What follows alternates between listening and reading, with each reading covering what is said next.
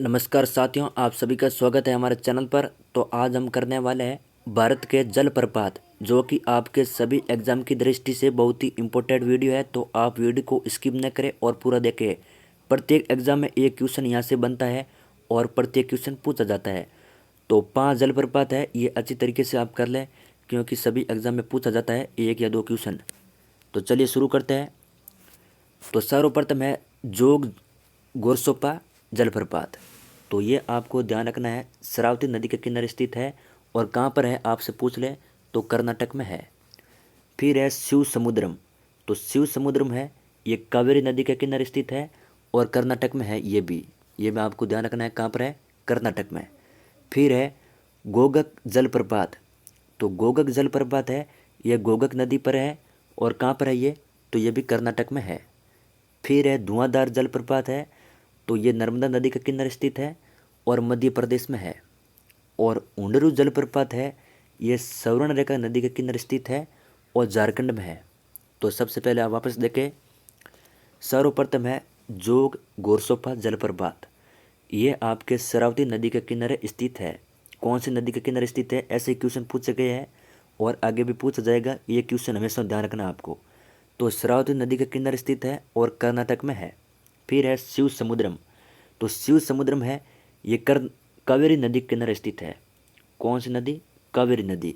और कहाँ पर है आपसे पूछ ले तो कर्नाटक में है ये भी। और फिर है गोगक जलप्रपात। तो गोगक जलप्रपात है, ये गोगक नदी के किनारे स्थित है और कहाँ पर है, तो ये भी कर्नाटक में है। कहाँ पर है, कर्नाटक में। और धुआंधार जलप्रपात है, ये नर्मदा नदी के किनारे है, नर्मदा नदी। और कहाँ पर है, तो मध्य प्रदेश में है। और उंडरू जलप्रपात है, ये सवर्णरेखा नदी के किनारे स्थित है और ये भी झारखंड में है। तो अब हम आपको बता देते हैं इसमें कैसे क्वेश्चन बनते हैं और कैसे क्वेश्चन पूछे जाते हैं।